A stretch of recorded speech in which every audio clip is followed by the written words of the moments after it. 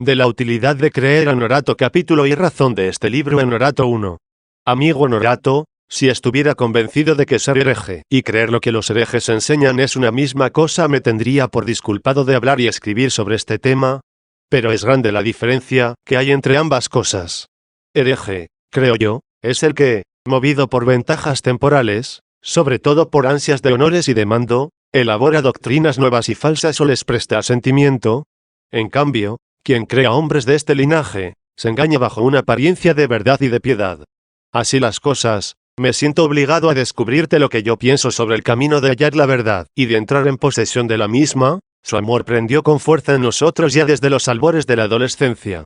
Es esta una cuestión en que no fijan su mente vana muchos hombres, que, avanzados y extraviados en las cosas corpóreas, piensan que la única realidad auténtica es lo que se percibe por los 5 sentidos corporales.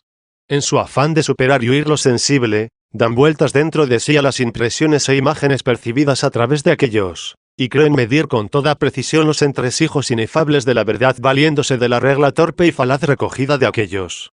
Es muy fácil, mi buen amigo, decir e incluso creer que hemos descubierto la verdad. Pero al filo de la lectura, irás conociendo la dificultad real que implica esa tarea. Continúo rogando a Dios que este escrito sea para ti y para cuantos lleguen a leerlo de utilidad y no de obstáculo. Alienta mi esperanza el deseo de servir a los demás sin ambición de un hombre vano o por fútil ostentación. 2.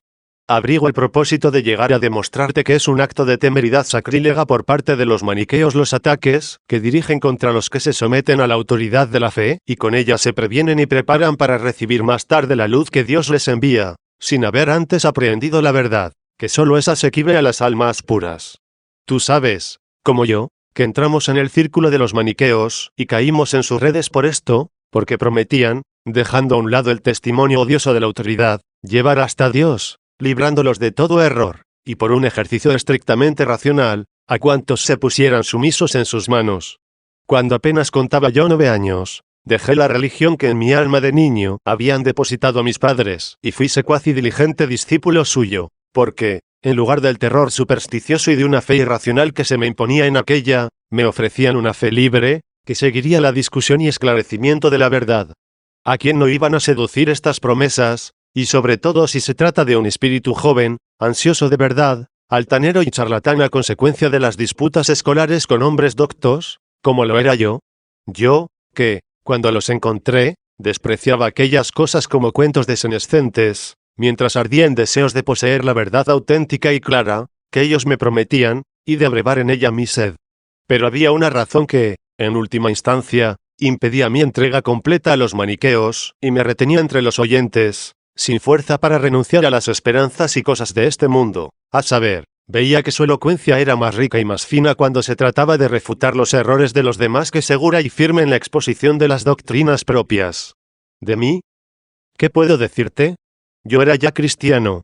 Agotado y árido por la sed tan prolongada, volví ansioso a los pechos de que antes mamé, y entre lágrimas y gemidos, los más hondos, los sacudí y los exprimí en busca de rico veneno que revitalizara mi debilidad y me devolviera la esperanza de seguir viviendo recuperado. ¿Qué he de decirte, pues, de mí? Tú aún no eras cristiano, y los execrabas tanto, que solo a mis ruegos te decidiste a oírlos y estudiarlos. Refresca tu memoria. Y dime si no fueron el anticipo y promesa de razones lo que te agradaba. Pero como sus discusiones sobre los errores de los que aún no conocían bien sus doctrinas eran tan prolongadas como apasionadas, comprendí después que no sería esta tarea difícil para un hombre medianamente culto, cuando nos inculcaban alguno de sus dogmas, a falta de otras verdades en que descansar, las aceptábamos impelidos por necesidad. Hacían con nosotros lo que los astutos cazadores de pájaros, que ponen varetas enligadas al lado de las aguas para cazar a las avecillas sedientas. Y para que la sed las haga venir a sus trampas, ciegan o cubren de alguna manera las aguas de las inmediaciones, o se sirven incluso de artefactos que las asusten y ahuyenten de allí. 3. Más. ¿Por qué no me enfrento yo mismo con estas imágenes, tan ricas como cuidadas, y con todas estas críticas, que a todo profesor de cualquier docencia puede presentar, encubriéndolo mordaz en la delicadeza, cualquiera que disienta de esas ideas? La razón de tocar este tema en mi escrito es prevenirlos para que cesen ya en sus ataques y, siguiendo el consejo de un maestro, den de mano a las naderías de lugares comunes y sean las razones positivas las que diriman la cuestión. Que no se oiga ya esa frase que tienen siempre a flor de labio, cuando alguno de sus asiduos oyentes los abandona, la luz no ha hecho estada en él. Ya estás viendo, tú que eres mi verdadera preocupación, ellos no me causan tanta pena, qué fácil es a cualquiera servirse de esta frase vana para censurar a otros. Lo dejo a tu prudencia. No temo que me tengas por carente de la luz en aquellos días en que, enredado entre las cosas de este mundo, alimentando esperanzas, acuciaban mi pasión la belleza de la mujer, las riquezas y su cortejo y tantas cosas más tan vanas como perniciosas. Todas estas cosas eran objeto permanente de mi pasión y de mis esperanzas, tú lo sabes, durante aquel período de mi vida en que fui uno de sus oyentes asiduos. Y no hay que decir que esto está comprendido en sus doctrinas, ya que allí se previene el huir de esas pasiones. Mas decir ahora que la luz ha huido de mí, cuando he sido yo quien escapó de las tinieblas, contento con lo necesario para sostener la vida del cuerpo, y que entonces, cuando era esclavo por el amor hacia aquellas cosas, estaba envuelto en la luz y la irradiaba, no cabe más que en hombres que, sin consideración seria de la realidad, se satisfacen hablando de ella. Pero entremos en nuestro tema. Capítulo 2. Los maniqueos atacan el Antiguo Testamento cuando los que les escuchan son ignorantes. 4.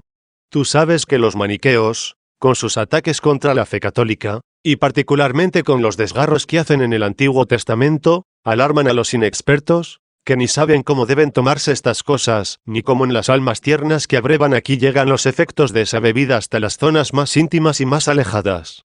Hay allí, en el Antiguo Testamento, pasajes que chocan a los espíritus ignorantes y disipados, que son los más, y cuya impugnación es fácil. Su defensa, por el contrario, a causa de los misterios que allí se encierran, no es tan fácil. Y los pocos que pueden hacerlo, por no gustarles tomar parte en las disputas públicas, pasan desapercibidos a todos los que no ponen gran empeño en dar con ellos. Escucha, pues, qué es lo que en los ataques temerarios de los maniqueos al Antiguo Testamento me causa turbación. Espero que por tu parte haya las mismas disposiciones al oírme que tengo yo al hablarte de estas cosas. Dios, que conoce los arcanos de mi conciencia, es testigo de que no hay doblez en mis palabras. Pienso que todo lo que voy a decir debe tomarse como respuesta al deseo exclusivo de exponer la verdad, única cosa a la que desde hace tiempo tengo consagrada mi vida con la solicitud que excede cuanto se puede pensar. No habría de ser cosa fácil recorrer con vosotros las sendas del error y que ahora resultará tanto o más difícil nuestra permanencia en el recto camino de la verdad.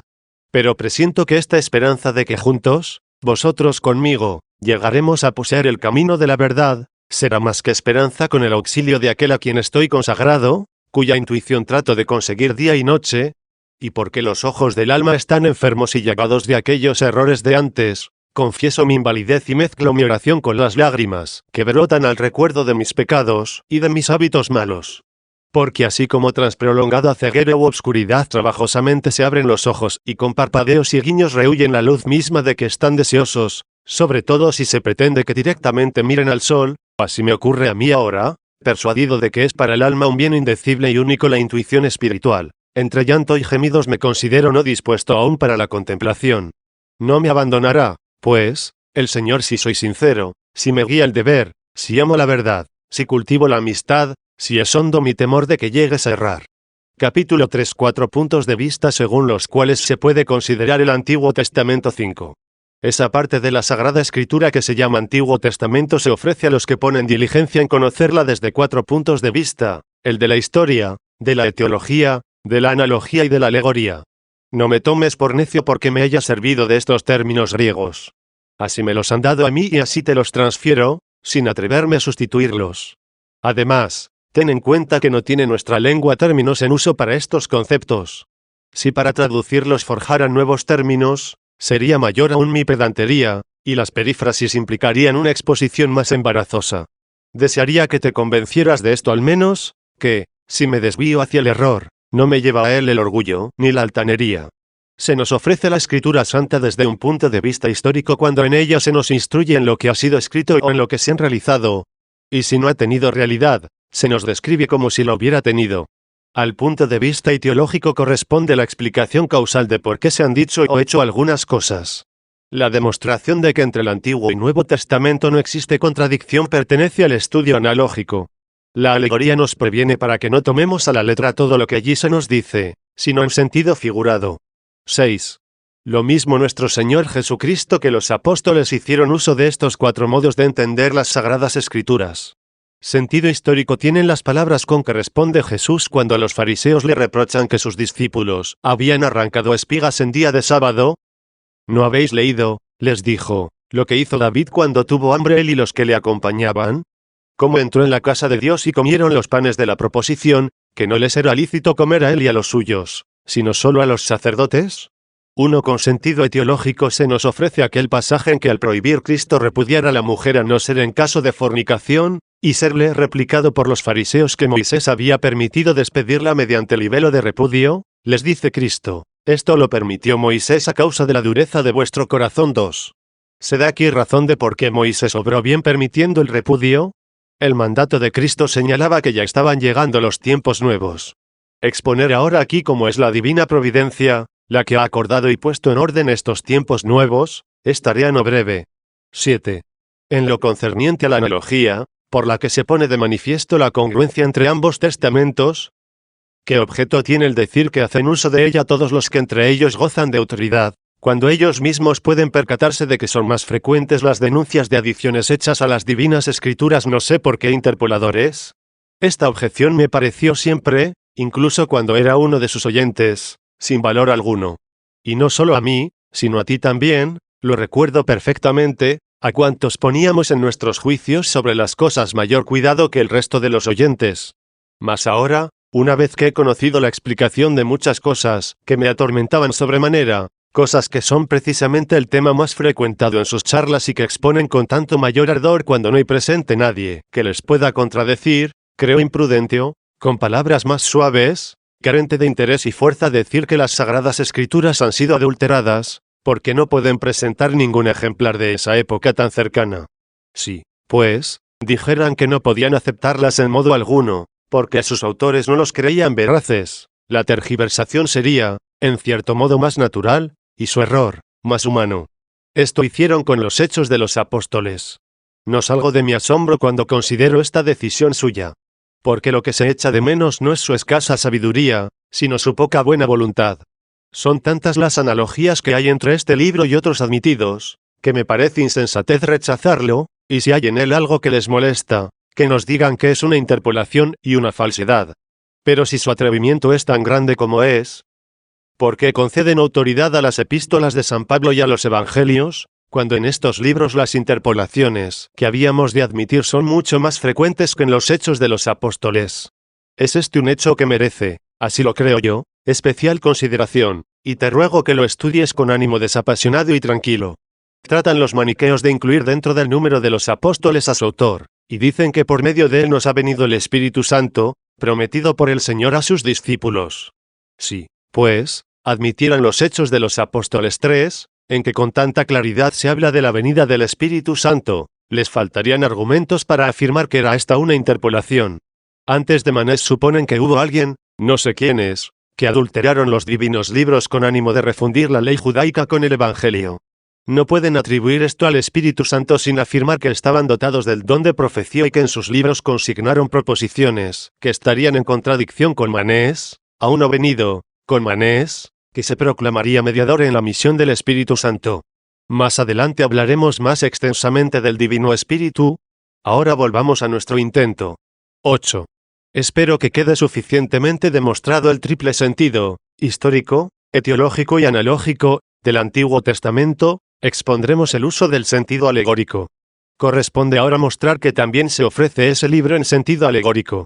Nuestro Salvador hace uso de este sentido del Antiguo Testamento. Esta generación está pidiendo una señal, y no le será dada más señal que la de Jonás el profeta. Porque, como estuvo Jonás en el vientre de la ballena 3 días y 3 noches, así estará el Hijo del Hombre 3 días y 3 noches en el seno de la tierra. 4. Y, ¿qué decir del apóstol San Pablo, que en la primera carta a los de Corinto presenta la historia del Éxodo como alegoría del futuro pueblo cristiano? No quiero, hermanos, que ignoréis que nuestros padres estuvieron todos bajo la nube, que todos atravesaron el mar, y todos siguieron a Moisés bajo la nube y por el mar, que todos comieron el mismo pan espiritual y todos bebieron la misma bebida espiritual, pues bebían de la roca espiritual que los seguía, y la roca era Cristo, pero Dios no se agradó de la mayor parte de ellos, pues fueron postrados en el desierto. Esto fue figura nuestra, para que no codiciemos lo malo, como lo codiciaron ellos, ni idolatréis, como algunos de ellos. Según está escrito, se sentó el pueblo a comer y beber y se levantaron para danzar. Ni forniquemos, como algunos de ellos fornicaron, cayendo 23.000 en un día. Ni tentemos al Señor, como algunos de ellos le tentaron, y perecieron por las serpientes. Ni murmuréis, como algunos de ellos murmuraron, acabando a manos del exterminador. Estas cosas les sucedieron a ellos en figura, y fueron escritas para amonestarnos a nosotros, para quienes ha llegado la plenitud de los tiempos. 5. Hay en el mismo apóstol otra alegoría pertinente a este asunto, tanto más cuanto que los maniqueos se sirven de ella, incluso con ostentación, en sus disputas. Dice el mismo San Pablo a los Gálatas, porque está escrito que Abraham tuvo 2 hijos, uno de sierva y otro de libre. Pero el de sierva nació según la carne, el de libre, en virtud de la promesa. Lo cual tiene un sentido alegórico. Esas 2 mujeres son 2 testamentos, uno, que procede del monte Sinaí, engendra para la servidumbre. Esta es Agar. El monte Sinaí se halla en Arabia, y corresponde a la Jerusalén actual, que es, en efecto, esclava en sus hijos. Pero la Jerusalén de arriba es libre, esa es nuestra madre. 6. 9. En este punto, esos hombres, malos en demasía, intentan invalidar la ley y nos obligan a justificar las escrituras. Hacen hincapié en que se dice que los que están bajo la ley están en condición de esclavos, aventando sobre todo esta sentencia paulina: os desligáis de Cristo los que buscáis la justicia en la ley. Habéis perdido la gracia. 7. Nosotros admitimos la verdad de todas estas cosas, y proclamamos la necesidad de aquella ley exclusivamente para aquellos para quienes la esclavitud ofrece alguna utilidad. Así, su utilidad estriba en que los hombres, que no se apartan de sus pecados por la sola fuerza de la razón, lo hicieran obligados por una ley cargada de amenazas, de terror y penas capaces de impresionar los sentidos de los mismos insensatos. La gracia de Cristo nos libera de esas penas sin condenar aquella ley, y nos invita no a ser sus esclavos por temor, sino a obedecerla por caridad. Eso es la gracia, es decir, un beneficio que no aciertan a ver como venido del cielo los que se obstinan en vivir como esclavos de la ley. Con razón San Pablo acusa de infidelidad a los que no creen en su libertad por mediación de nuestro Señor Jesucristo de aquella servidumbre a la que por justísima disposición divina estuvimos sometidos en alguna época. De aquí la expresión del mismo apóstol, de suerte que la ley fue nuestro ayo para llevarnos a Cristo. 8. Él dio, pues, a los hombres primero un maestro a quien habían de temer, después otro, a quien habían de amar. Pero todos estos preceptos y mandatos legales, que ya no les es lícito a los cristianos observar, tales como los de la circuncisión, el del sábado, los sacrificios y otros idénticos, contienen misterios tan grandes, que no hay persona piadosa que desconozca los males, que se siguen de tomar en sentido literal lo que allí se exporte, ni los óptimos frutos que resultan si se entienden tal y como se desvelan al espíritu. Por eso dice San Pablo, la letra mata, pero el espíritu da vida. 9. Y aquel pasaje, el mismo velo continúa sobre la lección de la antigua alianza, sin percibir que solo por Cristo ha sido removido. 10. No es que Cristo remueva el Antiguo Testamento, sino que lo desvela, para que por medio de Cristo se haga inteligible y patente lo que sin él permanecería en tinieblas y cerrado. A renglón seguido dice el propio apóstol, mas cuando se vuelvan al Señor, será corrido el velo. 11. No dice que será removida la ley, ni tampoco el Antiguo Testamento, como si encubrieran cosas inútiles, sino que la gracia del Señor descorrerá el velo, que oculta las cosas provechosas. Este es, pues, el modo de proceder de aquellos que con afán piadoso buscan el sentido de las Sagradas Escrituras. Cuidadosamente se muestra la sucesión ordenada de las cosas, la razón de lo que se hace o se dice y la armonía admirable que hay entre uno y otro testamento, sin dejar una tilde que discorde del conjunto. Tan patentes quedan los antitipos allí figurados, que las dificultades que se van resolviendo al filo de la interpretación obligan a reconocer la desdicha de quienes se atreven a censurarlas sin conocerlas. Capítulo 4. Triple error en que pueden caer los lectores. 10. Sin fijarnos por ahora en los problemas profundos de la ciencia, voy a tratarte como pienso yo que se debe tratar con un amigo, es decir, según mi modo de ver y no como he visto, lleno de admiración, que lo hacen los doctos. Hay 3 clases de errores en que se puede incurrir cuando se lee algo. Hablaré de cada uno de ellos. El primero consiste en tomar por verdadero lo que es falso, aunque el escritor no pretendiera dar lo falso por verdadero. El segundo, aunque menos difundido, no por ello menos perjudicial, consiste en que lo falso es tomado por verdadero, porque así lo hace también el autor del escrito. Cuando en la lectura se llegan a percibir verdades de que el autor no se percató, ocurre el tercer error. Este tercero encierra no pocas ventajas. Bien pensado, el fruto de la lectura es completo. Un caso del primer género sería el error de quien creyera que Radamanto ve y juzga en los infiernos las causas de los muertos, porque así nos lo dice Virgilio XII. El error de aquel sería doble, tiene por cierto lo que es falso, y cree, además, que ese era el pensamiento del autor que lee. El segundo error admite esta ejemplificación, alguien que, porque escribe Lucrecio que las almas están formadas de átomos y que al morir se resuelven en átomos y fenecen, pensara que debía aceptarlo por verdadero. No es menor su desdicha teniendo por cierto lo que es falso, aunque también Lucrecio participara de ese pensamiento falso, en asunto tan importante. ¿Qué ventajas pueden derivarse para él de estar seguro del pensamiento del autor, si no ha encontrado quien lo librara del error, sino quien con él lo comparte? Para aclaración del tercer caso viene bien esto, alguien asegura que Epicuro pone el bien sumo del hombre en la virtud, porque en algunos pasajes de sus libros se leen elogios que dedica a la continencia, y que no hay razón para censurarle de ello. Aunque Epicuro piense de hecho que el sumo bien del hombre lo constituye el placer sensible, ¿qué daños puede ocasionar este error al supuesto lector, que no está poseído de esta idea, y cuyas simpatías hacia el filósofo derivan de que lo juzga ajeno a pensamientos que no deben admitirse? Esta manera de errar es humana, y muchas veces hasta ennoblece. Si alguien se acerca a decirme que un buen amigo mío, de edad ya avanzada, había manifestado en presencia de numerosos oyentes, que la infancia y la niñez le agradan tanto que juraba querer vivir como en aquella edad, y se dieran tales razones que el negarlo sería petulancia por mi parte, habría motivo de censura en mí por pensar que mi amigo con estas palabras había querido expresar su agrado de la inocencia y de las almas libres de las pasiones que cercan al hombre, y todo esto aún en el caso en que su niñez hubiera tenido preferencias por los placeres del juego, de la comida, o por una ociosidad estéril. Suponte que muere mi amigo después de conocer yo su declaración y que ya no puedo pedirle que me aclare su pensamiento. ¿Habría alguien tan perverso que llegara a enojarse conmigo por el hecho de alabar yo los deseos e intenciones de aquel, conocidos por sus palabras? ¿Y qué diríamos si el justo juez de todas las cosas elogiara mi pensamiento y mi voluntad en esta doble circunstancia, por mi amor a la inocencia y porque yo, hombre, pensé bien de otro hombre en un caso dudoso, en que podía haber pensado mal? Capítulo V. 3 clases diferentes de escritos 11. Siendo esto así, paso a exponerte otras 3 suertes diferentes de escritos.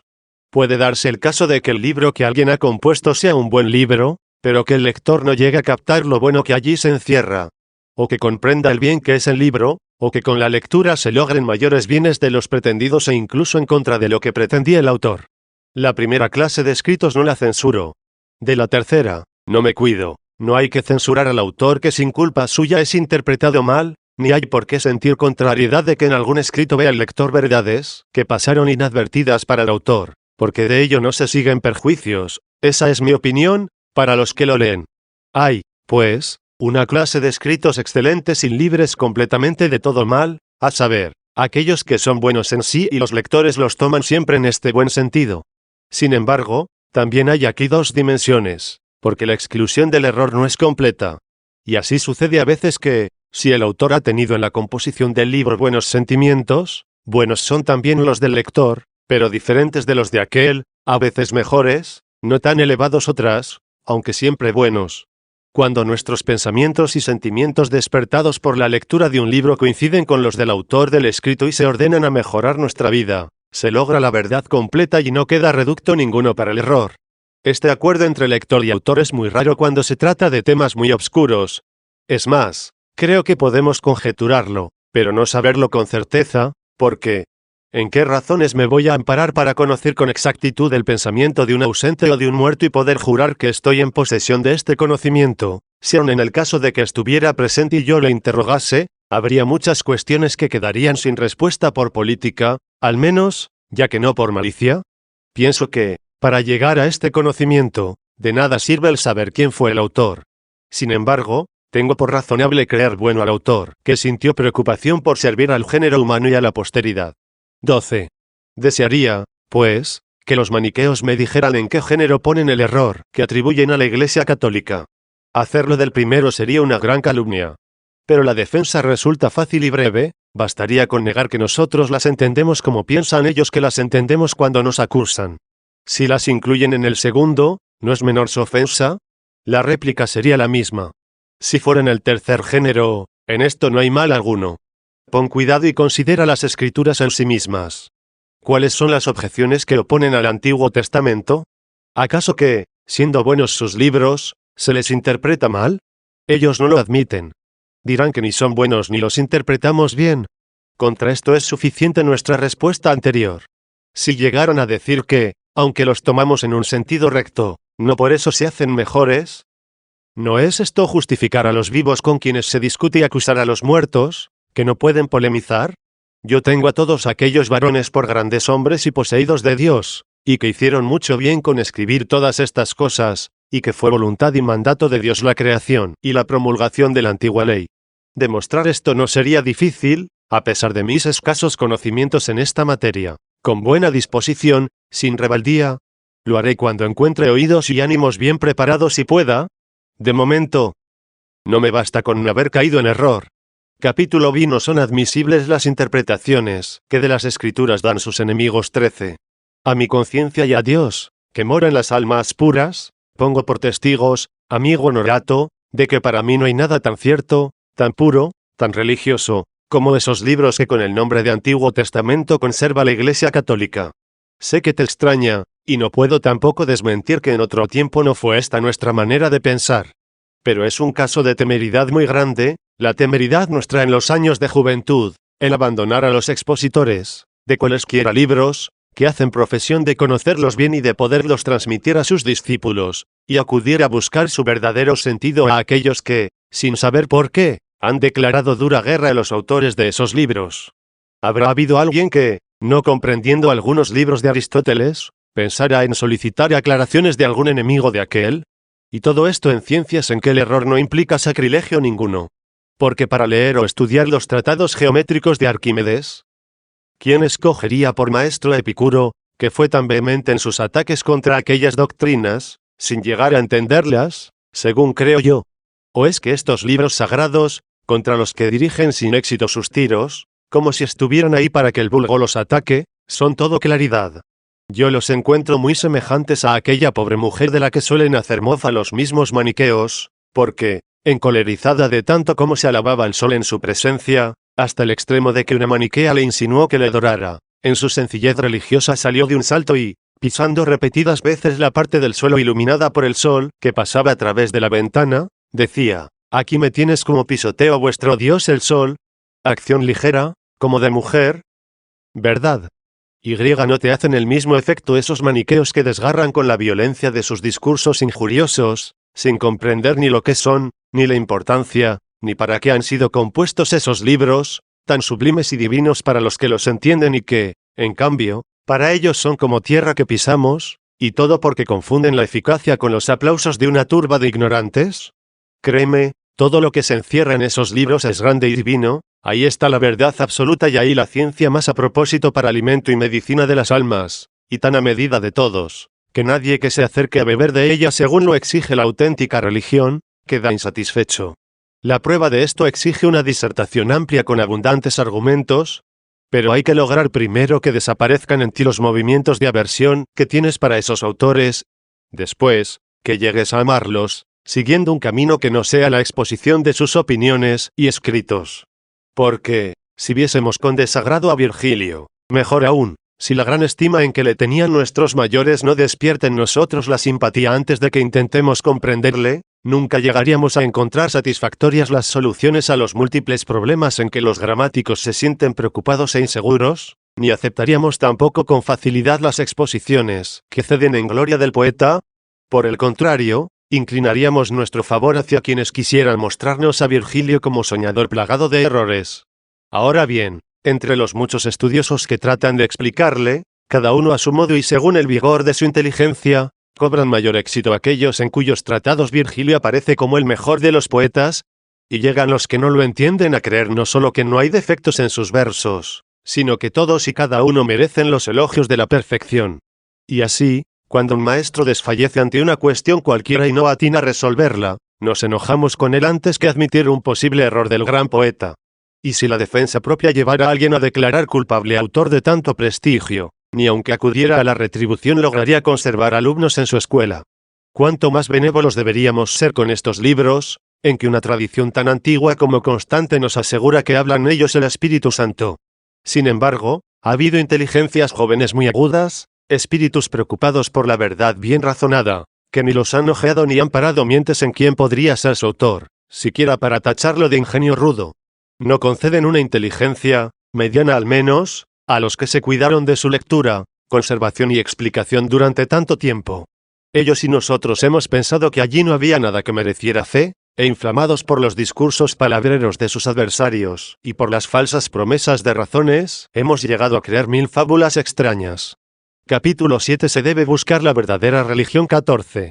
Voy a continuar ahora con el tema que me he propuesto, y con ánimo no de descubrirte la fe católica, sino de enseñar a escudriñar sus grandes misterios a los que sienten inquietud por sus almas, haciéndoles concebir la esperanza de copiosos frutos divinos y de llegar a poseer la verdad. Es indudable que quien ve a la verdadera religión, o cree ya en la inmortalidad del alma, a la que es útil esta religión, o busca en esta la prueba de la inmortalidad de aquella. Es, pues, el alma la razón de toda religión, porque, cualquiera que sea la naturaleza del cuerpo, no suscita preocupaciones e inquietudes, mayormente para después de la muerte, si es que el alma tiene ya lo que constituye su felicidad. Por lo tanto, la verdadera religión, si hay alguna, ha sido fundada por el alma y solo para ella. Pero el alma, trataré de descubrir la causa, aunque reconozco la densa obscuridad de esta cuestión, cae en error y es ignorante, como lo estamos viendo, en tanto que no logra percibir la sabiduría, que acaso pudiera ser esa misma religión verdadera. ¿Te remito con esto a creer en fábulas? Te exijo la creencia en alguna temeridad. Declaro que nuestra alma, aprisionada y hundida entre el error y la estulticia, anda buscando el camino de la verdad, si es que la verdad existe. Si en ti no sucede así, perdóname y comunícame tu sabiduría. Pero si también en ti descubres lo que acabo de decir, entonces vamos juntos en busca de la verdad. 15. Suponte que aún no hemos oído a nadie hablar de religión. La religión será para nosotros una cosa nueva, y lo será también la tarea que nos imponemos. Suponiendo que exista alguna religión, el primer paso habrá de ser, así lo creo yo, buscar a los que profesan esa religión. Pero si suponemos, además, que, entre esos hombres religiosos, unos opinan una cosa y otros otra, y que por la diversidad de opiniones tratan cada grupo de ellos de atraer así a todos los demás, y que entre todos sobresalen algunos por su fama y celebridad, que cunde casi por todo el mundo, surge un gran problema: conocer si están en posesión de la verdad. Para esto, ¿no sería preferible estudiarlos y conocerlos, para que, si por nuestra condición de hombres erramos, sea nuestro error el error de todo el género humano? 16. Mas la verdad se halla solo en unos pocos. Ya sabes qué cosa sea, si es que sabes dónde está. ¿No te previne hace poco que debíamos buscarla como si no supiéramos nada de ella? Mas si, fundándote en la esencia, concluyes que son escasos los que la poseen, sigues, sin embargo, sin saber quiénes son los que de veras la tienen, y aunque esos pocos sean tales que con su autoridad se impongan a la multitud, ¿dónde encontrará luz esa minoría para adorar tantos misterios? ¿No estamos viendo cuán pocos son los que alcanzan las cimas de la elocuencia, a pesar de que por todas partes las escuelas de retórica están abarrotadas de jóvenes? ¿Será acaso que los que desean llegar a ser buenos oradores, aturdidos por la turba de ignorantes, llegan a creer más útil el estudio de Cecilio o Aurico que el de Cicerón? Todos desean estudiar lo que está apoyado en la autoridad de los mayores. La masa de los ignorantes intenta estudiar aquello mismo que el reducido grupo de los doctos ha definido como materia, que no se puede desconocer. Los que llegan a ese conocimiento son muchos, los que lo ponen en práctica son menos, poquísimos los que llegan a sobresalir. Se dará el mismo caso con la religión verdadera.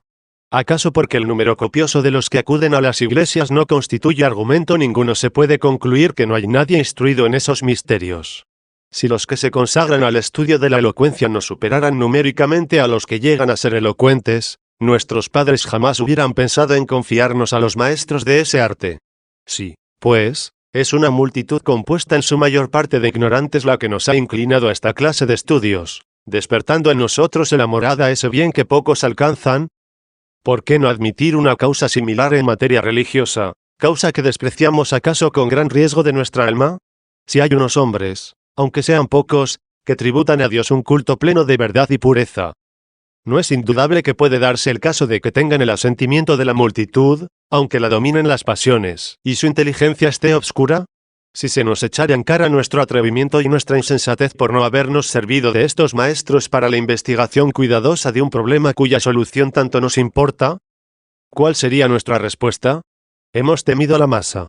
¿Por qué? Pues, no la hemos temido cuando se trata del estudio de las artes liberales, de tan escasos beneficios en esta vida. Cuando se trata de buscar riquezas, honores, de recuperar o conservar la salud y, por fin, de las ansias mismas de una vida dichosa, ocupaciones comunes a todos, en las que son pocos los que brillan. 17. Si parecían absurdos lo que se enseñaba en estos libros, ¿quién denunciaba esos absurdos? Los enemigos. No importa aquí la causa, ni las razones que tenían para ello, eran sus adversarios. ¿Ha sido al leerlos cuando se les han manifestado? Sin un bagaje de conocimientos de la disciplina poética no te atreverías, sin la dirección de un maestro, a internarte en las obras de Terenciano Mauro. El conocimiento de Asper, de Anneo Cornuto, Donato y de muchísimos otros es necesario para conocer a cualquiera de aquellos, cuyos versos son aplaudidos en el teatro. Tú te internas en esos libros, que, sea lo que sea, casi todos los hombres los tienen como ungidos de santidad y rebosantes de cosas divinas. Entras en ellos sin guía, y te atreves a emitir tu opinión sin el asesoramiento de un maestro. Y si te salen al paso pasajes que te parecen absurdos, te comportas como los necios, no reconoces la torpeza de tu ingenio y denuncias libros que acaso no pueden ser comprendidos por quienes tienen tus disposiciones. Debe buscarse en esos casos a alguien que sea piadoso y docto a la vez, al menos con fama de tal, que con sus preceptos nos vuelva mejores y más instruidos. ¿Que no es fácil dar con él? Se le busca con empeño. ¿Es que no hay ninguno en tu país? ¿Cuándo puede ser más útil el viajar? No se le halla o no existe en ese continente. Se atraviesa el mar, y si no se le encuentra en las proximidades de la costa, se interna uno hasta llegar a los parajes en que se han desarrollado las escenas que se exponen en los libros. ¿Hemos procedido nosotros así? Y, a pesar de todo, nos hemos comportado como unos pobrecitos niños, y hemos condenado en el tribunal de nuestro juicio la religión más santa, quizá, hablo como si aún continuáramos dudando, la religión que ya es conocida en todo el mundo. Si algunos pasajes de esos mismos escritos parece que chocan a algún indocto, no están esperando que busquemos con mayor ahínco un sentido secreto, cuando la lectura tropieza con cosas que desdicen de los sentimientos de cualquier hombre, y más aún si se trata de los prudentes o de los santos. ¿No ves cómo los hombres se esfuerzan por interpretar a Catamito de las Bucólicas, a quien lloró un pastor rudo, y al niño Alexim, en cuyo honor se cuenta que el mismo Platón compuso una canción amatoria, asegurando un no sé qué de gran significación, pero que escapa del juicio de los imperitos? Como si, sin incurrir en la profanación, un poeta fecundo pudiese, al parecer, publicar cancioncillas libidinosas. 18. Pero había algo que nos entorpecía, que impedía nuestra busca de la verdad. Era el artículo de una ley, el prestigio de los adversarios, o la vulgaridad y mala fama de los iniciados, la novedad de la institución, o el secreto en que se practicaba. No era nada de esto. Todas las leyes, divinas y humanas, autorizan la investigación de la fe católica. Abrazarla y practicarla no va contra la ley humana, aunque no nos consta otro tanto de la ley divina, mientras erramos. Los enemigos no llegan a amedrentar nuestra debilidad. A riesgo de todo peligro se debe buscar la verdad y la salud del alma, aun cuando hayan sido estériles todos los trabajos y no se la haya encontrado allí donde parecía seguro su hallazgo. Los poderes y dignidades de cualquier grado, todos se consagran con devoción a este culto.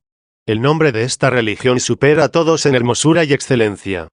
¿Qué inconveniente hay, pues, en que mediante una investigación piadosa y diligente se inquiera si es aquí donde tiene su asiento esa verdad, asiento que por necesidad ha de ser conocido y guardado por unos pocos, aun cuando los pueblos todos le nieguen su simpatía y su calor?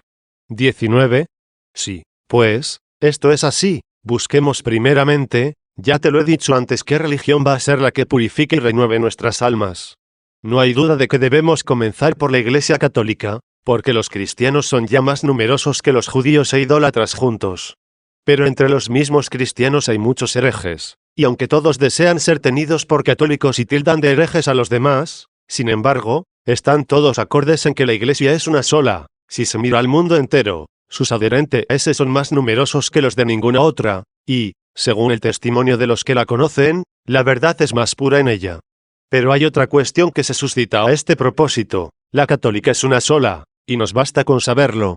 Los herejes la aplican unos un nombre, otros otro.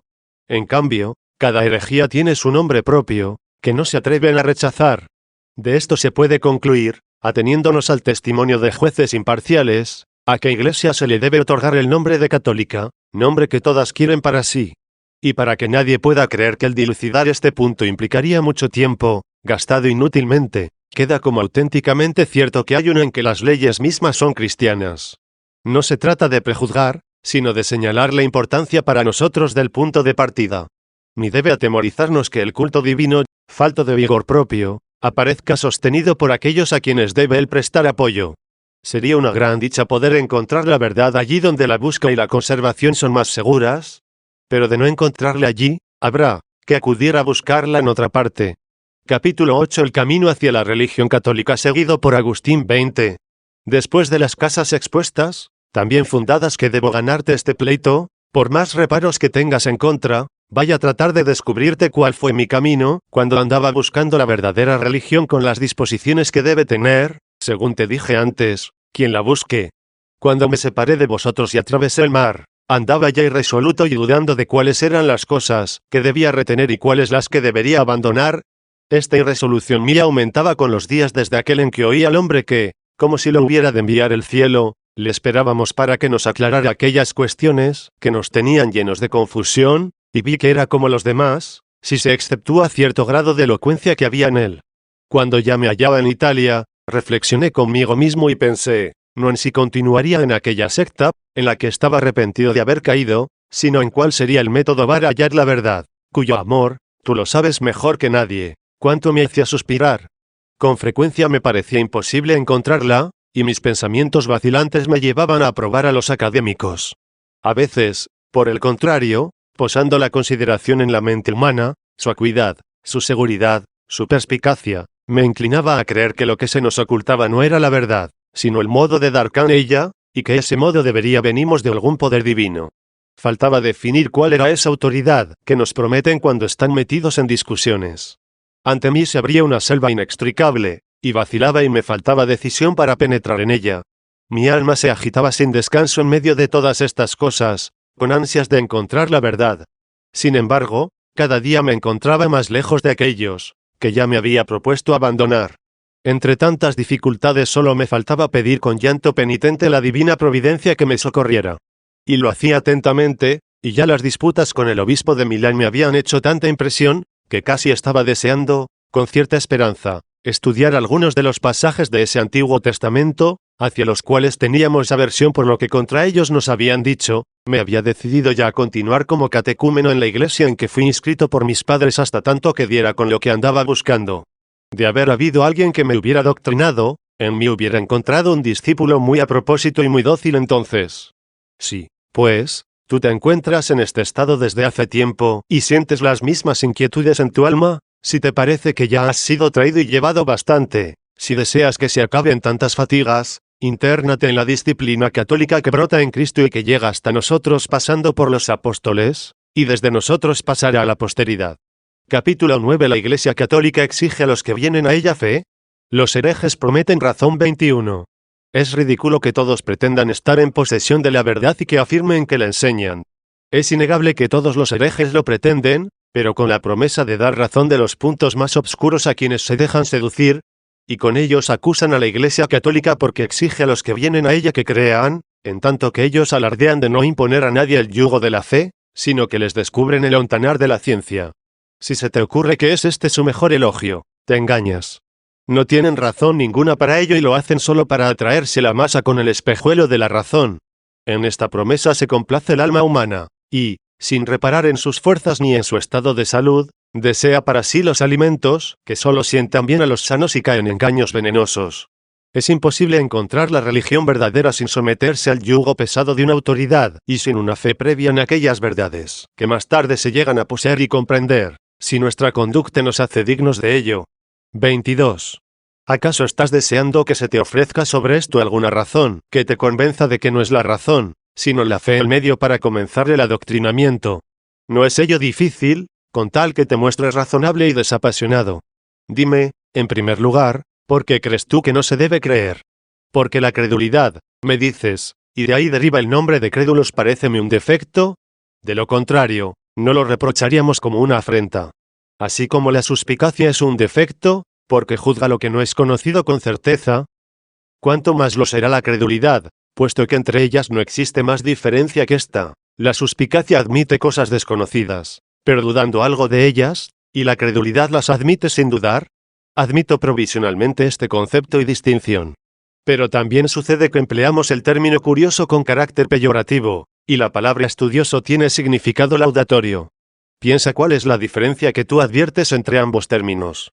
Es seguro que me respondes que ambos, el curioso y el estudioso, sienten deseos de conocer, pero que, si el curioso desea saber lo que no le atañe, al estudioso, en cambio, quiere conocer lo que le interesa.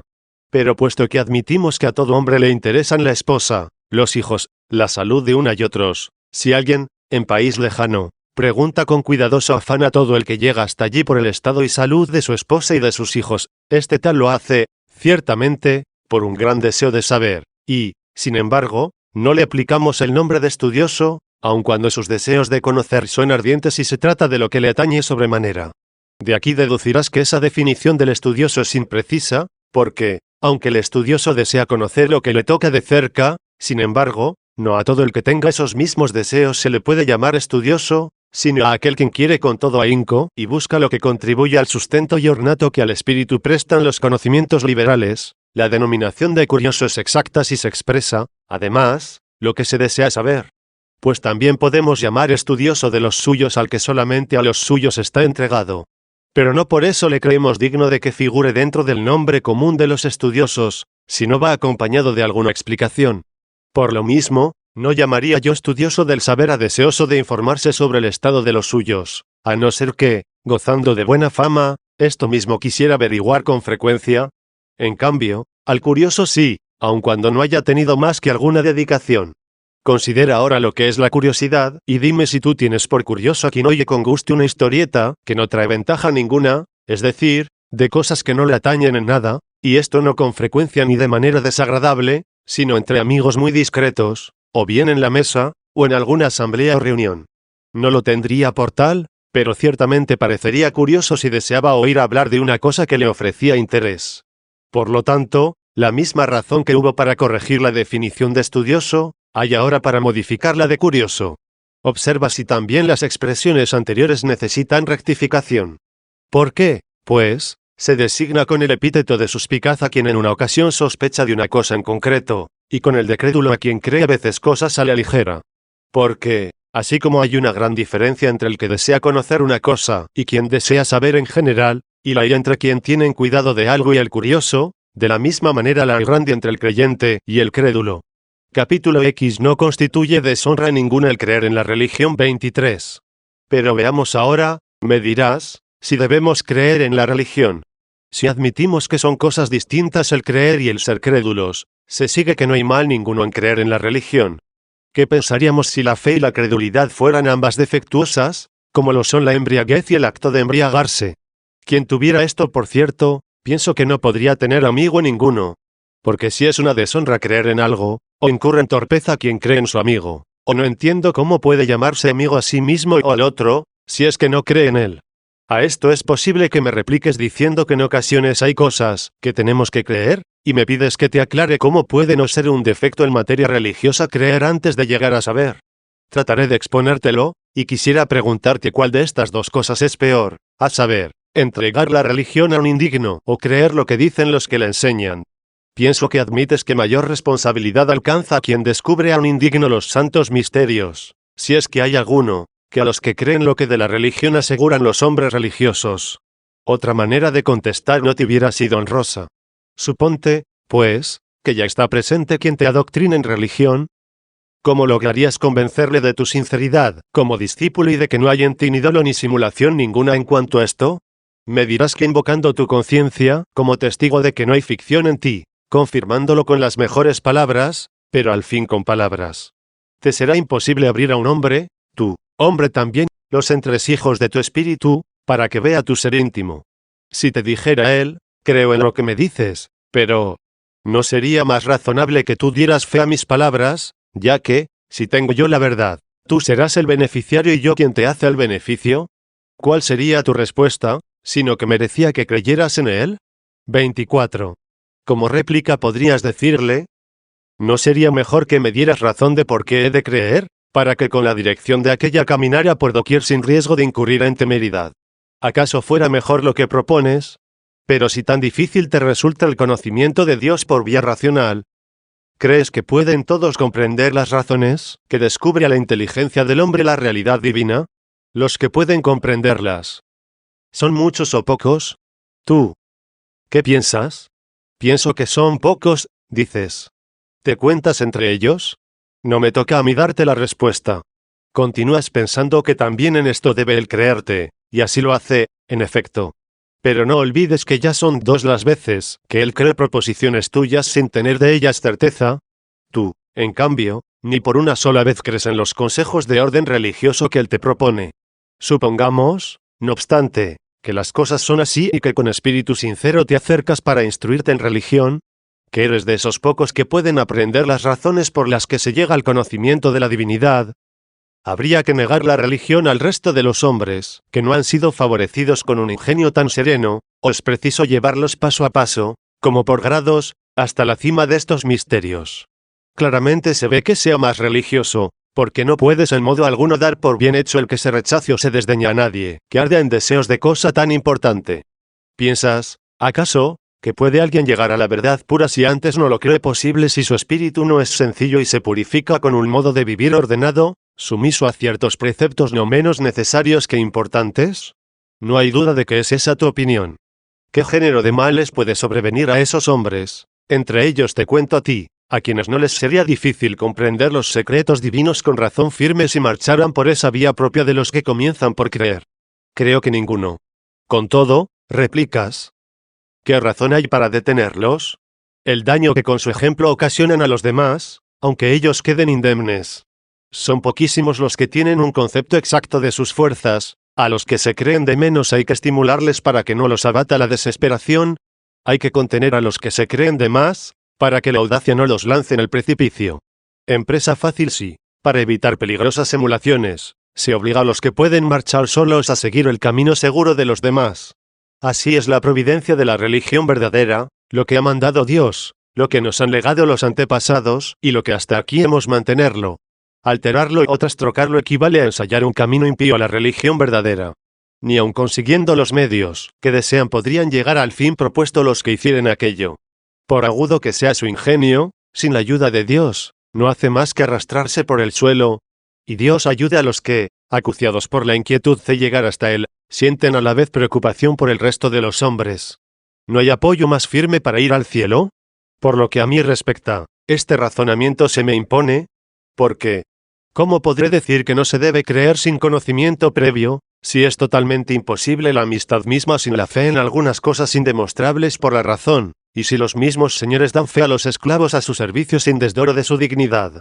Dentro del ambiente religioso, ¿qué despropósito puede superar al de que el ministro de Dios crea en nuestras palabras, que le hablan de un ánimo sincero, y nosotros nos resistimos a creer en las suyas cuando nos mandan alguna cosa? Por último, ¿puede hallarse camino más seguro que la preparación para la verdad mediante la sumisión a todo lo que Dios ha establecido para cultivo y purificación de nuestras almas? ¿O si es que ya te sientes preparado?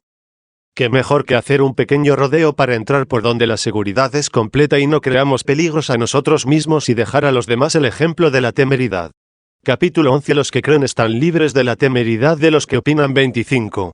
Tócanos ahora considerar qué razón existe para que no vayamos en pos de los que prometen guiamos con la razón. Ya se ha declarado que no es deshonroso seguir a los que nos mandan creer, pero hay hombres, y no pocos, que piensan que acudir a los que prometen razones no solo no implica deshonra, sino que es timbre de gloria. Pero no es como dicen. Hay 2 clases de hombres religiosos que son dignos de loa, aquellos que ya han encontrado la religión, y que es preciso tenerlos por dichosos, otros que la andan buscando con honda ansiedad y están muy bien orientados.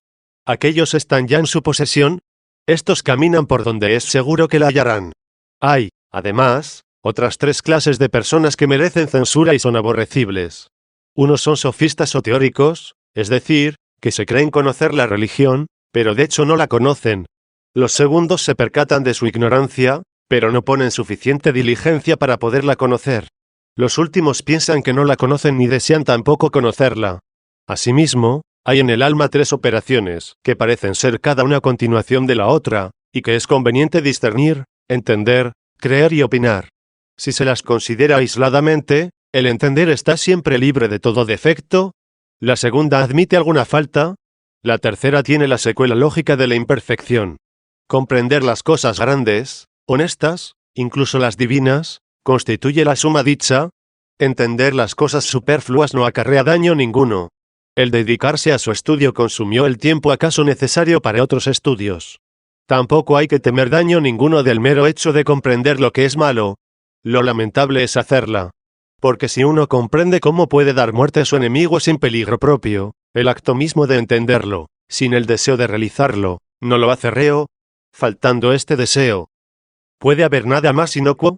En cambio, hay culpa en creer algo que va contra la excelencia divina y, cuando con ligereza se cree algo que va contra la dignidad de algún hombre. Cualquiera otra cosa que se crea, si se comprende que nada se sabe de ella, se está exento de culpa. Así creo que los más criminales de entre los conjurados fueron muertos debido al valor de Cicerón. No tengo ciencia de este hecho, pero sé que me es enteramente imposible llegar a saberlo. La sospecha es doblemente vergonzosa, primero, porque quien se ha persuadido de que sabe alguna cosa está incapacitado para instruirse en esa misma cosa, suponiendo que sea cognoscible. En segundo lugar, el juicio temerario es señal de un alma no bien dispuesta. Y así, si alguno pensara saber esto mismo que acabo de decir de Cicerón, aunque nadie le impidiera dedicarse a su investigación, puesto que se trata de una cosa que no se puede saber a ciencia cierta, incurriría en auténtico error, porque no se da cuenta de la gran diferencia que hay entre aquello que se puede conocer por una razón cierta del espíritu y lo que se recoge en los escritos o en la tradición oral para bien de las generaciones futuras, ya que todo error implica una deformidad. Por lo tanto, lo que comprendemos, se lo debemos a la razón, lo que creemos, a la autoridad, lo que conjeturamos, al error. Mas todos los que entienden, creen también, y creen los que conjeturan, pero no todo el que cree, entiende, y quien conjetura, no comprende.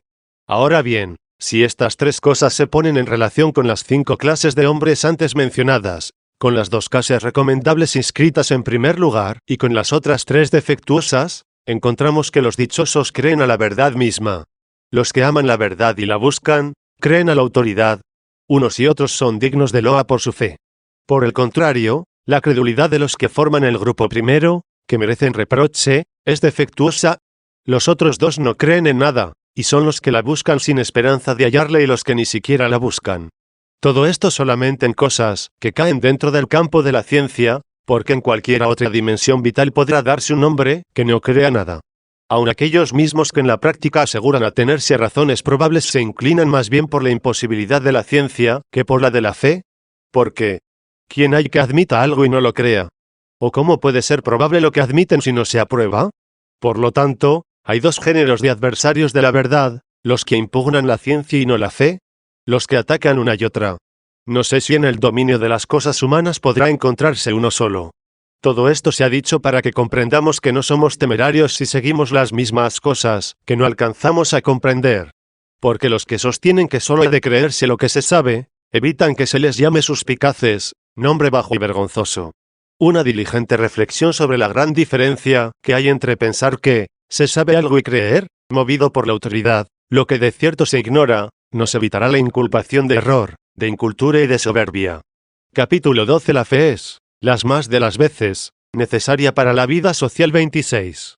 Supuesto, pues, que no se deba creer más que lo que se sabe, ¿qué razón hay para que los hijos cuiden a sus padres y les correspondan con su amor, si no los creen padres suyos? No se les puede conocer por la razón. Por el testimonio de la madre podemos llegar a creer que una determinada persona es nuestro padre, pero, tratándose de la madre, se la tiene por madre propia, las más de las veces, no por testimonio suyo, sino de las comadronas, de las nodrizas o de las criadas, porque no puede suceder que se le sustraiga el verdadero hijo y se le suplante con otro, y que, engañada a ella, transmita su error a los demás. Sin embargo, creemos, y creemos sin asomo de duda, una cosa que reconocemos que no se puede saber. ¿Quién no ve que, de no ser así, se atenta contra la piedad, el vínculo más sagrado del género humano, con la mayor perfidia? ¿Podrá haber un hombre que, por necio que sea, estime censurables los cuidados para con los que creemos nuestros padres, aun cuando no lo fueran? Por el contrario, ¿no pensaría que merece el exterminio quien, por temor a que no lo fueran, niega el amor a sus posibles padres verdaderos? Múltiples razones podrían aducirse para poner en claro que de la sociedad humana no quedaría nada firme si nos determináramos a no creer más que lo que podemos percibir por nosotros mismos. 27. Oye ahora lo que voy a decir, porque espero que te ha de convencer más fácilmente. Cuando se trata de religión, es decir, de dar culto a Dios y de conocerle, hay que evitar el ir en pos de aquellos que nos prohíben creer y con facilidad prometen razones. Nadie duda de que todos los hombres son o sabios o necios.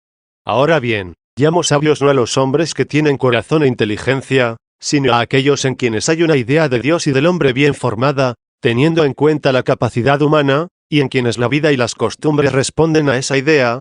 A los demás, sean doctos o ignorantes, recomendables o no por su modo de vida, los considero necios. Siendo esto así, ¿quién, por alcanzado de inteligencia que sea, no ve claramente que es mejor y más saludable obedecer los dictados de los prudentes que no ordenar la vida según el juicio propio? Porque toda obra humana si no se ha hecho con rectitud, es defectuosa, y no puede hacerse con rectitud si no es obedeciendo la recta razón. Ahora bien, la recta razón es la virtud misma. Mas, ¿dónde está la virtud sino en el alma del sabio? Solo el sabio es perfecto. Luego el necio falta siempre, a no ser que con las obras realizadas sobre a tenor de lo que el sabio le dicta, procederían estas de la recta razón, y no sería el necio dueño de sus actos, por decirlo así, sino un instrumento y un ministro del sabio. Sí, pues, a todos les es mejor no faltar que faltar, mejor sería la vida de los necios, si llegaran a ser tributarios de los sabios. Si nadie duda de todo esto en las cosas de menor importancia, en el comercio, en el cultivo de la tierra, en la elección de mujer, en la educación de los hijos, en la administración del patrimonio familiar, con cuanta menor razón en el campo religioso. Las cosas humanas son para el hombre más fáciles de comprender que las divinas, y a medida que éstas aumentan en importancia y en santidad, mayor es el respeto y la sumisión que se les debe y tanto mayor la malicia y el peligro para nosotros si pecamos contra ellas. Ya ves que solo nos queda ser necios durante mucho tiempo, si tenemos aprecio de la vida religiosa y buena, a no ser que acudamos a los sabios para que, siéndoles obedientes, podamos aliviar hoy nuestra necesidad y huir algún día de ella. Capítulo 13. El necio no puede buscar al sabio, si no cree que pueda existir. 28. Surge ahora una cuestión harto difícil. ¿Cómo puede el necio dar con el sabio, si la mayoría de los hombres, aunque no directamente, al menos de modo indirecto, se aplican a sí mismos el sobrenombre de sabios, y si, además, son tan discordantes en sus conceptos de las cosas cuyo conocimiento constituye la sabiduría, que o ninguno de ellos es sabio, o solo uno lo será de verdad? No veo la manera de que el necio pueda conocerlo. Porque no se puede conocer cosa ninguna por ciertas señales, a menos que se conozca la cosa misma por sus manifestaciones exteriores. Ahora bien, el necio desconoce la sabiduría. No es la sabiduría como el oro, la plata o cosas parecidas, que al verlas se conocen y siguen siendo externas al cognoscente. No así la sabiduría, que no se puede ver con los ojos del alma si no se la posee. Los objetos perceptibles por los sentidos se nos ofrecen desde fuera, y es posible la visión de cosas distintas de los ojos sin que ellas u otras del mismo género estén alojadas dentro de nosotros. Mas los objetos de la percepción intelectual están dentro del alma, verlos es en este caso lo mismo que poseerlos. Pero el necio está desprovisto de sabiduría, luego no sabe lo que es la sabiduría. Con los ojos no puede verla, no puede concebirla sin poseerla, ni poseerla y continuar en su necedad. No la conoce, y mientras la desconoce, no la puede conocer en parte alguna. Por lo tanto, no hay quien, siendo necio, pueda, mientras lo siga siendo, encontrar de una manera segura al sabio para librarse, obedeciéndole, del gran mal que es la necedad. 29.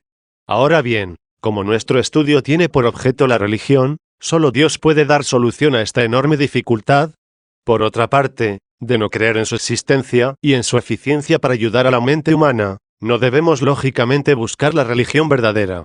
Pero, ¿qué es lo que deseamos averiguar con tanto empeño? ¿Cuál el fin que perseguimos? ¿A dónde queremos llegar? ¿Es alguna cosa en cuya existencia no creemos y de la cual pensamos que no nos atañe en absoluto? Esta sería una idea perniciosa. ¿No te atreverías a pedirme un favor o cometerías un acto de imprudencia pidiéndomelo? Y llegas a pedir el descubrimiento de la religión con la idea de que no existe Dios, o de que a nosotros no nos preocupa su existencia. ¿Qué diríamos si se tratara de un asunto de tanta importancia, que su hallazgo quedara supeditado a la minuciosidad e intensidad de nuestras investigaciones? ¿Y que si la invención, tan difícil de suyo, fuera un excitante de la mente investigadora para comprender lo que acaba de encontrar? ¿Qué cosa hay más grata ni más amable para los ojos que la luz? Sin embargo, no se la puede soportar después de una oscuridad prolongada. Hay algo más a propósito para el cuerpo debilitado por la enfermedad que el alimento y la bebida. A pesar de ello, se ve que a los convalecientes se les impone moderación, y no se les permite saciarse, como si se tratara de hombres sanos, para que la sobriedad los libre de recaer en la enfermedad que trataban de evitar. Estoy hablando de los convalecientes. ¿Y qué? ¿No apremiamos a los enfermos para que tomen algún alimento? Si no creyeran que con ello escapan a la enfermedad, no nos obedecerían, si es tanta su repugnancia. ¿Cuándo, pues, te vas a entregar a esta investigación tan penosa y difícil? ¿Cuándo acabarás de imponerte la solicitud y el trabajo que estas cosas requieren, si dudas de su misma existencia? Con verdadero acierto, la gravedad de la disciplina católica ha establecido que a los que llegan a la religión se les exija ante todo la fe. Capítulo 14. La negación de toda creencia implica la negación de la religión misma. 30. ¿Qué razones, dime, podrá aducir ese hereje? Nos referimos a los que quieren que se les llame cristianos. ¿Qué cosa es lo que les disuade de creer, como si se tratara de un acto temerario? Si me mandas que no crea en nada, tampoco creeré que entre los hombres haya religión alguna, y así tampoco el busco. Pero él deberá mostrármela, puesto que está escrito, quien busca, halla. 13. Luego, si no creyera cosa ninguna, no acudiría a aquel que me prohíbe creer. ¿Puede darse demencia mayor que desagradarle solo con la fe, que no está apoyada en ciencia ninguna, cuando sola la fe me ha llevado hasta él? 31. ¿Por qué todos los herejes nos fuerzan a creer en Cristo? ¿Podría ser mayor la contradicción entre ellos? Por dos flancos se les puede atacar. En primer lugar, habrán de decirnos dónde están las razones que nos brindaban, en qué se apoya el reproche de temerarios, y en qué se funda su presunta ciencia.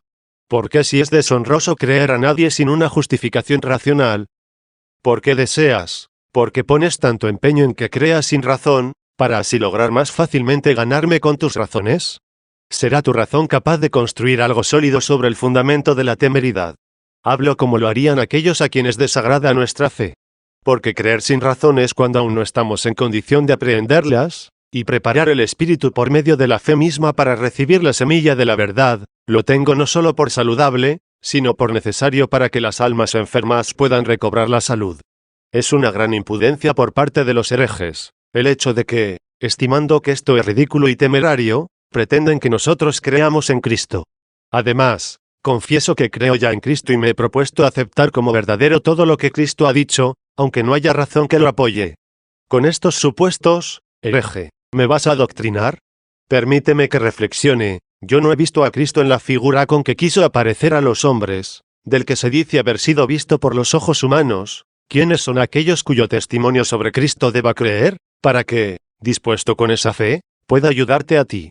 No encuentro haber creído otro testimonio humano que no sea la opinión robusta y la voz solemne de los pueblos y de las naciones que por todas partes han abrazado los misterios de la Iglesia Católica. ¿Por qué no he de dirigirme preferentemente a estos para al saber lo que Cristo ha preceptuado, si ha sido la fuerza de su autoridad las que me ha llevado a creer que él ha preceptuado cosas buenas? Habrías de ser tú el que me aclarara mejor lo que dijo él, en cuya existencia pasada o presente no llegaría yo a creer, si la sumisión a la fe me hubiera de venir de ti. He creído, lo digo de nuevo, en la tradición que se funda y vigoriza en la difusión, en el consentimiento y en la antigüedad. Vosotros, por el contrario, sois tan escasos, tan sediciosos y tan sin tradición, que nadie duda de vuestra falta de autoridad. ¿Por qué, pues, tanta demencia? Cree a los pueblos que dicen que debes creer en Cristo, me dirás, y aprende de nosotros su doctrina. ¿Por qué razón? Si aquellos llegaran a faltar y no pudieran adoctrinarme, encuentro más fácil convencerme de que no debo creer en Cristo, que pensar en aprender alguna cosa referente a Cristo por otro magisterio, que el de aquellos por los que llegué a creer en él. o colmo de la confianza, o mejor, de la necedad. Yo te voy a enseñar la doctrina de Cristo, en quien crees. Y si no creyera en Él, podrías enseñarme nada de Él. Pero es necesario, dices, que crea. ¿En virtud de vuestras razones? No, me dices. Nosotros llevamos por la vía racional a los que creen en Él. Porque he de creer en Él. Porque la fama está bien justificada. ¿Y esta justificación? ¿A quién se debe? ¿A vosotros o a otros? A otros. Luego tengo que creerlos a ellos para que puedas tú ser mi maestro. ¿Acaso debería hacerlo, si no me previnieran precisamente ellos que no me acercara a ti? Dicen que vuestras doctrinas son dañosas. Mienten, respondes tú. Pero, ¿cómo les he de creer lo que me dicen de Cristo, a quien no llegaron a ver, y no les he de creer lo que me dicen de ti, a quien no quieren ver? ¿Presta sentimiento a sus escritos? Dice. Mas si los escritos que se me presentan son nuevos y desconocidos, o si son escasos los que los recomiendan, sin razón ninguna demostrativa, no son los escritos a los que se cree, sino a quienes los aducen. Por lo tanto, si esos escritos me los aducís vosotros, escasos en número y poco conocidos, no debo prestarles fe. Además, con ello procedéis en contra de lo que habéis prometido, porque exigís la fe en lugar de aducir razones. De nuevo querrás que vuelva a la tradición y al número crecido de los que creen, modera, por fin, la obstinación y ese tu capricho desenfrenado de propagar vuestro nombre. Mejor será que me aconsejes que busque entre esa multitud sus corifeos y que ponga sumo cuidado y diligencia en recibir de ellos información sobre la Escritura, porque, si llegaran a faltar ellos, no sabría ni que había cosas que aprender.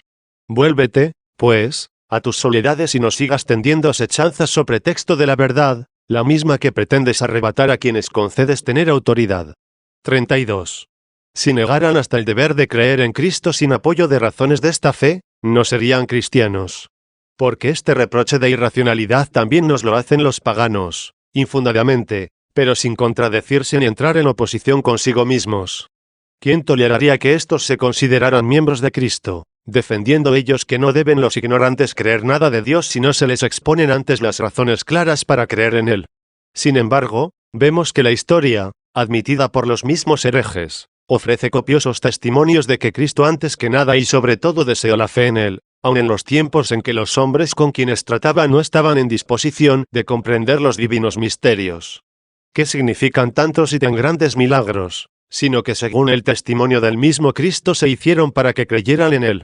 Por la fe arrastraba a los ignorantes. Vosotros los lleváis con la razón. Él clamaba que se creyera. Vosotros gritáis. A los que creían en los colmaba de elogios. Vosotros los censuráis. Si los hombres hubieran de seguirle solo cuando convertía el agua en vino o, para no citar otros, cuando realizaba algún prodigio semejante, y no cuando enseñaba, en ese caso, o no se deben desestimar aquellas palabras, creed en Dios y creed en mí 14, o hemos de tener por temerario al centurión, que se opuso a que viniera Cristo a su casa, creyendo que la enfermedad remitiría al solo mandato de él. Luego, al traernos la medicina que sanara la corrupción de nuestras costumbres, con milagros se ganó la autoridad, con la autoridad mereció la fe, con la fe congregó las muchedumbres, con las muchedumbres ganó la antigüedad, con la antigüedad robusteció la religión, que no han logrado destruir, ni siquiera parcialmente, las novedades, tan ineficaces como maliciosas, de los herejes ni los ataques violentos de los errores, que de antiguo padecen los pueblos. Capítulo 15. La sabiduría de Dios encarnada es el mejor camino para hallar la religión. 33. Por lo cual, aunque no estoy en condiciones de poderte instruir, sin embargo, insisto en aconsejarte que, puesto que son muchos los que desean ser tenidos por sabios, y no es fácil conocer si lo son, pidas al Dios con toda atención, con toda el alma, con gemidos y, si fuera posible, con lágrimas, que te libre de mal tan grande como es el error, si es que tienes en verdadera estima la vida feliz. Te será más fácil si obedeces gustoso los preceptos divinos, confirmados por autoridad tan importante como la de la Iglesia Católica. Dios es la verdad. Nadie puede en modo alguno ser sabio sin llegar a poseer la verdad.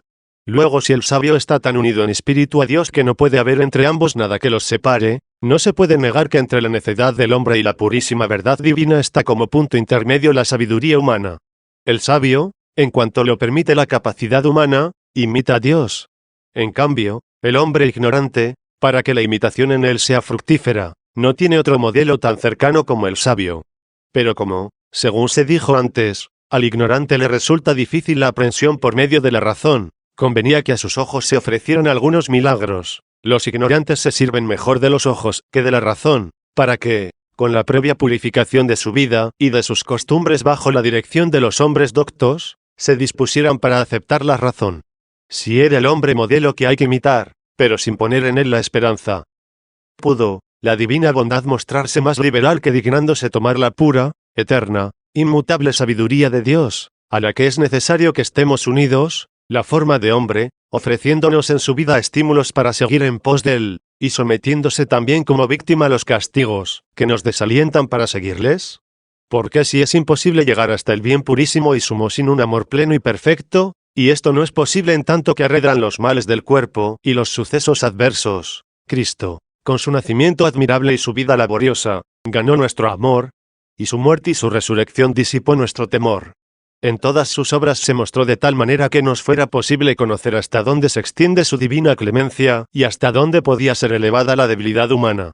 Capítulo 16. La autoridad instituida por Dios, que nos impele a creer, está robustecida por los milagros y por la multitud de los que la acatan. 34. Es esta la autoridad más saludable, créeme, la que sostiene nuestro espíritu por encima de su morada terrena, la que hace cambiar el amor de este mundo por el amor a Dios verdadero. La única que estimula al caminante a marchar rápidamente hacia la sabiduría. Como no alcanzamos a captar las cosas en su pureza esencial, es una desgracia que la autoridad nos induzca a error, pero es aún mayor desdicha no sentir su impulso. Suponiendo que la providencia divina no presidiera las cosas humanas, sería vana toda preocupación religiosa.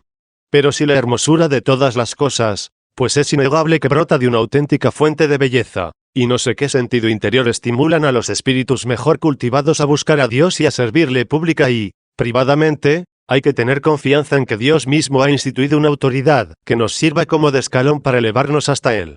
Esta autoridad, prescindiendo de la razón en ella presupuesta, que, como ya se dijo, es muy difícil a los ignorantes captarla en su pureza, influye en nosotros de dos maneras, en parte por los milagros, en parte por la multitud de los que la acatan y la siguen. Es innegable que ni unos ni otras son estrictamente necesarios al sabio, pero lo que ahora nos preocupa es llegar a ser sabios, es decir, poseer la verdad, posesión del todo inaccesible al espíritu mancillado. Mancilla para el alma es, para dicho en breves palabras, cualquier amor que no sea el amor de Dios y del alma. Cuanto más limpio se halla el espíritu de esas impurezas, más fácil resulta la intuición de la verdad. Desear, pues, ver la verdad con ánimo de purificar el espíritu es invertir el orden y posponer lo que se debe anteponer. Hay que purificar para ver. Luego, si no podemos intuir la verdad, ya tenemos la autoridad establecida para hacernos capaces y para que nos dejemos purificar. Ella se robustece, nadie lo duda, con los milagros y con el consentimiento de las gentes. Milagro llamo a lo que, siendo arduo e insólito, parece rebasar las esperanzas posibles y la capacidad del que lo contempla. En este orden no hay nada tan acomodado a la capacidad de los pueblos y de los ignorantes como lo que cae en el campo de los sentidos. Pero también entre estas obras distinguimos una dualidad, unas solamente producen admiración, otras suscitan gratitud y benevolencia. En efecto, si se viera a un hombre volar, como este hecho no trae al espectador más ventaja que el espectáculo en sí, el hecho nos produce admiración, y nada más. Pero si alguien, enfermo de gravedad y sin esperanza de curación, con solo ordenárselo se encontrara al instante restablecido, su gratitud hacia el autor de su curación sería mayor que la admiración.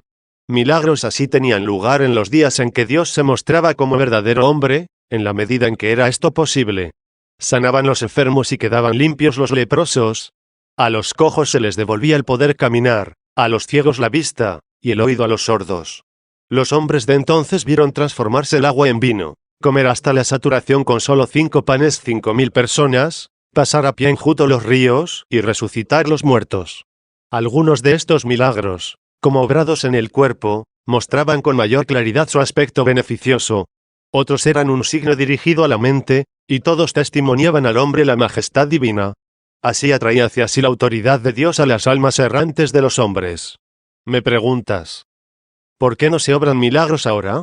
¿Por qué no nos impresionarían, si no eran algo extraordinario? Y si fueran habituales, no serían extraordinarios. Suponte que un hombre ve y experimenta por vez primera la sucesión de los días y de las noches, el orden constante de los cuerpos celestes, el cambio de las 4 estaciones del año, la caída y el nuevo brotar de las hojas en los árboles, la fuerza infinita de las semillas, la hermosura de la luz, la variedad de colores, de sabores, de olores, y supone asimismo una entrevista con él, estará pasmado, abrumado por estos milagros. En cambio, nosotros no prestamos atención a todas estas cosas, no porque sea fácil su íntimo conocimiento, harto obscuras son sus causas, sino por la frecuencia con que la experimentamos. Esos milagros se realizaron con toda oportunidad, para con ellos reunir primero y propagar después la multitud de creyentes, y para que la autoridad resultara beneficiosa a las costumbres. Capítulo 17. La utilidad de inculcar a los pueblos las buenas costumbres por medio de la autoridad. 35. Es tanta la influencia de las costumbres en el espíritu de los hombres, que resulta más fácil reprobar y abominar la parte de mal que hay en ellas, generalmente residuos de la concupiscencia, que el abandonarlas y cambiadas. ¿Piensas que el hecho de que no solo unos pocos sabios defiendan que la adoración debida a Dios, a quien solo se pueda captar con la inteligencia, no se debe rendir a nada terreno, ni de naturaleza ígnea ni perceptible a los sentidos, sino que la misma masa de ignorantes, de pueblos tan numerosos como diferentes, así lo cree y así lo proclama, es escasa contribución a los intereses del hombre? Y no lo es también la continencia, que no tolera más que una migaja de pan por todo alimento, y los ayunos prolongados durante varios días, y la castidad que no se cuida ni del matrimonio ni de la prole, la paciencia que no tienen nada las cruces ni las llamas, la liberalidad que distribuye su patrimonio entre los pobres, el desprecio, en fin, de todo lo de este mundo, que hace deseable la muerte misma? Pocos, es verdad, son los que practican estas cosas, menos aún los que se gobiernan con prudencia al practicadas, pero los pueblos les prestan oídos, y su aprobación y veneración, y concluyen por amarlos. Tienen las gentes conciencia de su debilidad por no poder realizar estas austeridades, y a este conocimiento acompaña un ascenso del alma hacia Dios y ciertos destellos de virtud. Esto que se anticipa en los vaticinios de los profetas ha sido realizado por la divina providencia en la vida humana de Cristo y en su doctrina, por el ministerio de los apóstoles, por los desprecios, las cruces, la sangre, la muerte de los mártires, por la vida admirable de los santos y por los milagros, que guardan proporción con virtudes y acciones tan excelsas, obrados según las coyunturas de los tiempos. Con la ayuda de Dios y viendo su eficacia y sus frutos, nos faltará decisión para recogernos en el regazo de su Iglesia, que ha mantenido su autoridad suprema, reconocida por todos los hombres y conservada por la serie de obispos, que siguieron a los apóstoles, a pesar de los ataques de los herejes, y a la que han contribuido el dictamen mismo del pueblo, en parte la autoridad de los concilios, y en parte la virtud espléndida de los milagros. Regatearle la primacía es un acto de impiedad suma o de arrogancia temeraria, porque si no hay otro camino que lleve a la sabiduría y a la salvación que la preparación de la razón por medio de la fe, ¿no es una ingratitud para con la asistencia y los socorros divinos resistir con tanto empeño a una autoridad que goza de tanta garantía? Y si toda disciplina, por fácil y trivial que sea, exige para ser asimilada a un maestro que la aclare, ¿no será temeridad grande rehusar conocer los libros de los divinos misterios de sus propios intérpretes y tratar de condenarlos sin conocerlos? Capítulo 18. Exhortación final. 36. Por consiguiente, si la razón o mis ruegos producen en ti alguna moción, y si sientes inquietud por ti mismo, desearía que me prestaras atención y que fiaras con fe piadosa, con esperanza alegre y con caridad sencilla en los buenos maestros del cristianismo católico. Y no dejes de rogar a Dios, porque por sola su bondad hemos sido hechos, a su justicia satisfacemos cuando sufrimos castigos, y es su clemencia la que nos devuelve la libertad. Así tendrás siempre fácil ayuda en los dictados y en las disertaciones de los maestros más doctos y mejores cristianos para dar con lo que buscas, no te faltarán ni libros ni ideas puras. Abandona en absoluto esos infelices charlatanes. ¿Cabe un término más suave para ellos? En busca siempre de la causa del mal y que no encuentran sino el mal. Cuando tratan de este problema, procuran despertar en su auditorio la inquietud, pero ¿cuánto mejor les sería permanecer dormidos, sin este cuidado, que no emplearse ahincadamente en aprender tales doctrinas? Los letárgicos pasan con ello a ser víctimas de la locura. Entre una y otra enfermedad, si bien ambas son mortíferas, hay esta gran diferencia: los letárgicos llegan a morir sin corromper a nadie.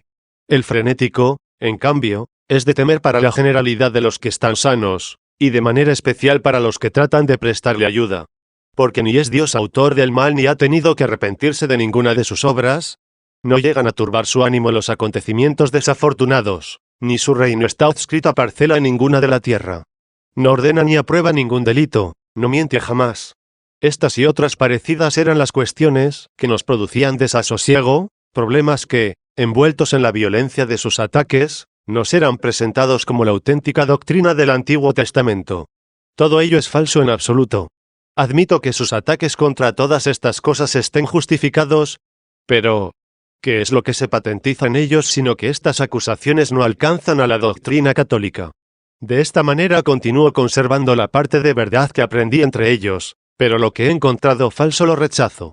La Iglesia, por su parte, me enseñó otras muchas doctrinas, a las que ni aspirar pueden esos hombres desfallecidos en sus cuerpos y vulgares de espíritu, a saber, que Dios es incorpóreo, que no se le puede percibir por los sentidos, que lo mismo en su substancia que en su naturaleza es inviolable e inmutable, ni es compuesto ni ha sido hecho. Admitiendo todas estas cosas no se puede pensar de la divinidad de otro modo, todos sus ardides se deshacen. Para demostrar cómo es posible que, no siendo Dios quien ha engendrado ni hecho el mal, y que, no habiendo ni naturaleza, ni substancia ninguna que no haya sido engendrada o hecha por él, sin embargo, nos libra del mal, se aducen razones allí que urgen el asentimiento, que desvanecen toda duda, particularmente a ti y a los de tus mismas condiciones, siempre que al buen natural acompañen cierto grado de piedad y de tranquilidad de espíritu, indispensables para llegar a comprender, siquiera en parte, cosas tan grandes. No se trata aquí de un rumor inatendible ni de no sé qué fábula de origen persa, que solo exige se le preste un poco de atención y no pide ningún genio agudo, sino una inteligencia infantil. La verdad se comporta de modo muy distinto de como la sueñan los maniqueos. Pero como esta disertación se ha prolongado mucho más de lo que había pensado, termino este libro. No pierdas de vista al leerlo, que no he pretendido refutar con él a los maniqueos, ni ocuparme de esas imposturas, así como tampoco he pretendido exponerte altos conceptos de la fe católica, sino que he buscado, en lo que fuera posible, desvanecer la idea falsa sobre los verdaderos cristianos que amasaron contra nosotros con no menos torpeza que malicia, y a la vez despertar en ti inquietud por las cosas grandes y divinas. Este volumen queda así concluido. Cuando sea mayor la calma en tu espíritu, acaso emprenda la exposición de esos otros temas.